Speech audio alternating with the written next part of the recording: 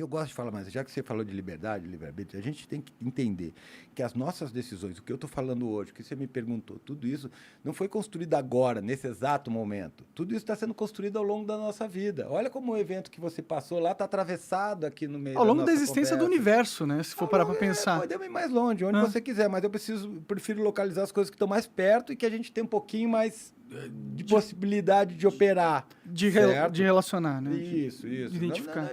Não adianta.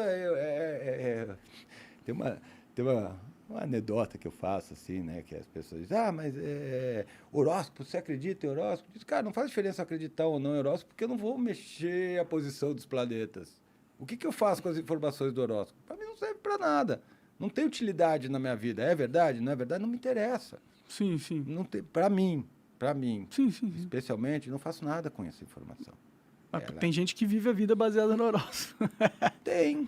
Imagino que para eles talvez essas informações tenham uma utilidade, tenham uma pertinência, funcione para alguma coisa, certo? Então, de uma certa forma, Monark, o que eu estou falando para você é que as nossas escolhas sobre o que operar, sobre aonde direcionar os nossos esforços, elas são efetivamente condicionadas, certo? Existem condições para que elas ocorram. E essas condições estão sendo construídas ao longo da nossa vida.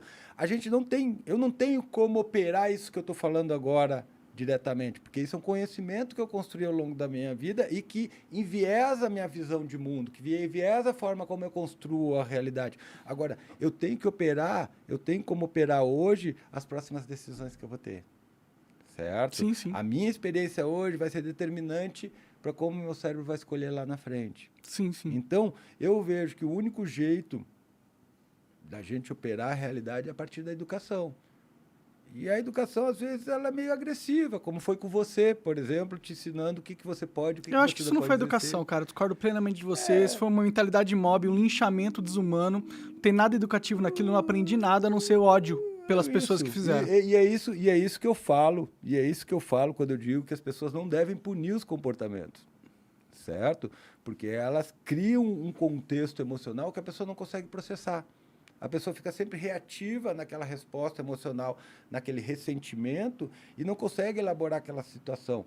E ela fica presa naquele sofrimento. É porque não foi natural, entendeu? Não, mas é óbvio. Foi um grupo de pessoas que eu sei quem são que fizeram um planejamento para me destruir. Provavelmente. Isso não é natural, isso não foi um ensinamento. Foi uma máfia, máfia que quer tirar os seus concorrentes políticos. E aí isso cria um do efeito caminho. paranoico em você. Nada bom aquilo aconteceu. Não, isso não é efeito paranoico. Isso é realidade, cara. Efeito paranoico. Eu fiquei paranoico. Eu realmente fiquei paranoico. É quando você fica mais atento e se sente ameaçado. Uhum. Certo? Então é isso. Eu fiquei muito paranoico. Ainda mais quando eu fumava maconha. Ficava paranoico pra caralho. Quando Maconha aumenta a paranoia. Sim, me aumentou muito. Eu ficava mal mesmo. Eu parecia maluco, assim, de verdade. Não, eu entendo. Mas é por isso que eu não consigo falar que foi uma educação pra mim, entendeu? Não é. É a mesma coisa que você entrar alguém... Como não era educação quando minha mãe batia em mim. Não, mas é diferente. Não, é diferente. Desculpa, cara. É diferente. Não é diferente, cara. Sabe por que não é diferente, Monark? Porque quando o pai bate numa criança... Quando o pai bate não foi meu pai que me bateu, cara. Não foi. Mas o sentimento que você teve, a raiva que você ficou, é o mesmo que uma criança sente quando o pai bate nela. Desculpa, não é. Tá associado, ela não está associada àquilo, Monark. Ela não tem nada a ver com aquilo. Ela não associa aquilo com a lição que ela está tendo. Ela associa aquilo com o ódio, com a raiva que ela está sentindo. E esse é um problema muito grande. A gente não tem como dimensionalizar o sofrimento, mas eu vou te falar um negócio. Violência infantil, violência na infância, altera o desenvolvimento do cérebro para sempre. Na tua idade também, mas lá é pior. Uhum. É pior. E as pessoas não se dão conta disso. Aí eu vejo as pessoas dizendo, e já falei disso, a gente tem que colocar limite nas pessoas. A gente não coloca limite punindo as pessoas. Punindo as pessoas, a gente deixa elas ressentidas, com raiva, com ódio. Não é educação isso, cara. Exatamente. Isso não é um momento educativo que eu passei. Eu concordo com você, mas ninguém estava ali a fim de te educar. Não, exato. Eles queriam me destruir, queriam que eu me matasse. É isso que eles queriam que acontecesse. Que eu pegasse uma arma, colocasse na minha boca e atirasse. Esse era o propósito e objetivo deles. Era esse.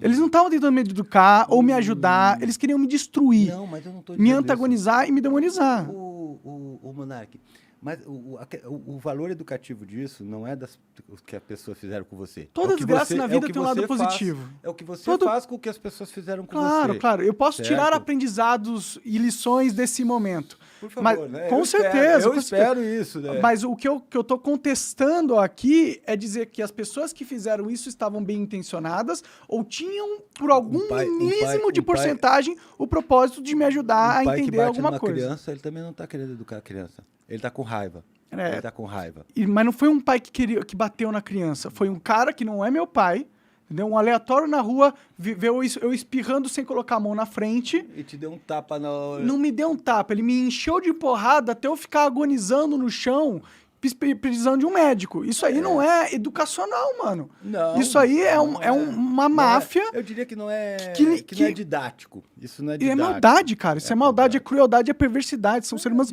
perversos que fizeram isso. Então eu nunca vou conseguir falar que eles estavam me educando. Eu tenho ódio desses caras. Por isso que muitas pessoas querem controlar o que se pode e o que não se pode falar. Porque também o que a gente fala, o que eu falo aqui, o que você fala aqui, de certa forma, agride algumas pessoas. A gente não se dá conta disso. E aí, de novo, essa é a responsabilidade que a gente tem de tentar passar uma informação que, no mínimo, leve as pessoas à reflexão. Não a esse monte... Olha a quantidade de emoção que você trouxe agora aqui. Olha o quanto que isso foi doído para você. Eu acho que isso é desnecessário. Eu não quero que as pessoas aprendam assim. Eu entendo. É claro, eu também não. Eu só acho que só veio essa emoção porque tem muita gente que fala que, não, o Monark mereceu o que aconteceu, foi uma lição que deram nele. Meu irmão, não foi, desculpa. Todo mundo que vem com essa narrativa pra cima de mim vai despertar um ódio imenso no meu coração, infelizmente. Eu não acredito muito em meritocracia, viu, velho? Eu não acredito muito em meritocracia, né? Eu acho que existem condições, e acho que todas as pessoas, como a gente já falou aqui, têm dentro do seu repertório comportamental coisas que efetivamente podem causar um impacto muito grande. Você, né? Aquilo que eu te falei, se a gente for deixar as coisas saírem do jeito que a gente está pensando aqui, o nosso pensamento não tem limite, ele vai em todos os lugares, ele cria os cenários mais absurdos, mais chocantes possíveis. E não é legal que a gente tenha a oportunidade de expor esses cenários, caso eles venham na nossa cabeça? Eu acho que você tem que pensar na utilidade do que você fala, certo? Então a arte só tem que ser útil? Então essa é a questão. Não, mas a arte é diferente. Mas por que o que a gente faz aqui falando não é arte também?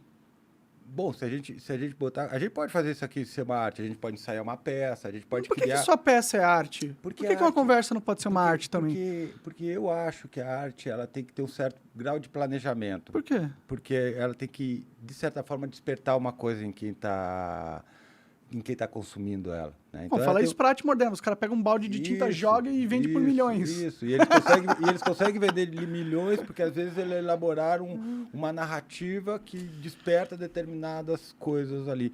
A arte é visionária. A arte, ela precede a ciência, certo? Então, a arte é muito importante, cara. Mas, assim, se a gente vai se propor a fazer alguma coisa artística, a gente também tem uma responsabilidade com o que a gente vai produzir, com a mensagem que a gente vai passar. Se o cara joga isso e vê, pode ter certeza que em muitas delas tem uma mensagem, que seja uma contestação do sistema, uma contestação do valor da arte, uma contestação da maneira absolutista como a arte tem que ser formal ou representativa das coisas. Então, de certa maneira, cara, se a gente se propõe a fazer uma arte, tem que ter uma construção que leve em conta essa proposta. A gente tem que dizer, olha, pessoal, o que a gente está fazendo aqui é arte, não levem a sério, tá bom? Arte aqui não tem nada a ver. Mas a arte não deve ser levada a sério? Não deve ser levada a sério no sentido de ser uma coisa que você traga ela como absoluta ou não faça uma leitura dela relativista, né? Então, você tem que olhar a arte como uma expressão de um grupo de sentimentos ou de possibilidades, e não efetivamente como algo que tem é difícil achar as palavras, mas que teria um impacto no mundo real. Vou usar, por exemplo, o Júlio Verne, né? O Júlio Verne escreveu obras de arte futurólogas, né? Ele preveu viagem à Lua, foguete, essas coisas. Dinossauros no centro da Terra. Ele preveu um monte de coisa que não dava para você levar em conta como realidade. Sim. Mas que criaram a possibilidade da gente ficar sonhando em ir para a Lua ou entender o que tem efetivamente no centro da Terra, que despertou a nossa atenção para planejar essas coisas, certo? Então, a arte é muito importante enquanto antevisão. Sim, e hoje ele seria preso por fake news. Eu não sei se ele seria preso por fake news, porque você pode, Monark, você pode escrever eu acho que você pode escrever uma obra artística e não ser real e não ser fake news, né? Tem um texto que eu gosto muito de alguns autores, né? Mas tem um texto que foi muito importante para mim e eu li isso em 1980 e pipoquinhas, que se chama O Alienista, certo? Esse foi muito importante para a minha formação, porque Alienista é um livro do Machado de Assis, onde ele fala de um cara que era um alienista, um psicólogo, né? E começou a estudar as doenças mentais, e aí ele começa a tratar todo mundo da cidade. Daqui a pouco ele tratou todo mundo, mandou todo mundo para o manicômio, daqui a pouco ele se dá conta que é ele que tem que ir para o manicômio. A história é muito, muito, muito bacana, né? Então, quando a gente olha para essa história, a gente vê que ela não é uma história real. Mas tem um aspecto ali que é importante, por exemplo, para mim, né? Que é a coisa dessa, que todo mundo tem, digamos assim, os seus desvios, né? Todo mundo tem o seu grupo de... Ninguém é normal. Não existe normal. Não, normal é... Todo mundo está dentro de um intervalo estatístico, que é a norma, certo? Mas, assim, não é a questão da normalidade. Todos nós temos padrões de comportamento que são consensuais, aceitáveis e que a gente pode, de certa forma, compartilhar com as outras pessoas. E tem coisas que efetivamente ocorrem com a gente que não tem utilidade, não tem por que a gente compartilhar com as pessoas. Elas não servem para nada para a sociedade e não melhoram a nossa vida. Então, eu não vejo vantagem em você poder falar dessas coisas, porque elas não têm efetivamente utilidade. Poder falar sobre o quê? Sobre nazismo? Eu acho que sobre nazismo também, mas a forma como você aborda o tema, certo? Sim, eu sei que eu sou delicado e eu deveria ter abordado de uma forma melhor, tal. Você estava bêbado. Isso eu entendo. Você estava bêbado e se aproveitaram da situação para efetivamente expor um erro. Um erro. É porque eles não exporam o erro, entendeu? Eles me colocaram como se eu estivesse defendendo o nazismo. Eu não estava defendendo o nazismo. Eles atacaram a tua autorreferência e expuseram a tua autorreferência de uma forma ameaçadora. Eu concordo que foi uma violência que eles fizeram com você. Eles tiraram de contexto. É calúnia, difamação, imputação de crime. É coisa de bandido mesmo, tá ligado? Coisa de bandido que fizeram comigo. Eu entendo que nessa guerra de informações que é a internet, isso acontece e vai acontecer muitas vezes. Mas nunca será justificado, né? Eu não estou justificando. Não, eu sei que não. É que você colocou como um momento de aprendizado, uma lição que eu aprendi. Eu entendo que, de certa forma, tem lições que se aprendem em todas as coisas. Você pode perder sua filha no acidente, tem uma lição que você vai aprender ali. O que eu disse para você é que o que te sobrou é a aprendizagem. Sim, não, com certeza, com certeza. Ficou fudido, isso te magoou. Não, e não é justo o que aconteceu, e eu quero evitar que aconteça com outras pessoas. E quando a gente normaliza o que aconteceu comigo, a gente potencializa de acontecer com outra pessoa, sendo justificado pelas pessoas, entendeu? Vamos dizer... É só isso que é perigoso, na minha opinião. Vamos dizer o seguinte, Monark, vamos dizer que se instale, que acabe nossa democracia. Um dos grupos que está por aí tome conta da nossa democracia. Sim. E diga assim, pô, agora vamos calar o Monark. Bom, já fizeram. Vamos calar Ciclano, perfeito. Você tem a escolha de continuar lutando, só que você vai ter consequência. Sim. Certo? Sim. Você tem a escolha de se silenciar. Ou você tem a escolha de criar uma estratégia onde você possa continuar expondo as suas coisas de maneira mais protegida, de certa forma. Mais protegida. Sim, sim. Certo? Então... Que é o que eu estou fazendo, por exemplo. Eu não estou mais bebendo ao vivo toda hora, não estou mais chapando ao vivo toda hora. Eu tenho ficado mais centrado, assim, para evitar. Perfeito, exatamente. Então o que eu estou dizendo para você, e veja só, não estou justificando o que você disse, nem estou justificando o que você aconteceu, porque eu não estou aqui para isso. Claro. Certo?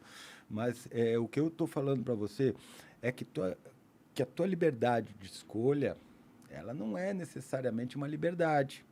Porque não é você que escolhe, é um contexto que escolhe para você. No final das coisas, sim, eu não controlo a realidade, né? Não controla. A gente não controla a realidade que a gente constrói. Sim. Então, a gente tem que partir dessa pressuposição. da liberdade de expressão a partir dessa premissa, de que eu não controlo tudo que eu falo, que está sendo controlado pelo ambiente, que está sendo controlado pelos meus sistemas de crença, que está sendo controlado pelo Estado, e que, de uma forma ou de outra, a gente pode mudar a dinâmica disso.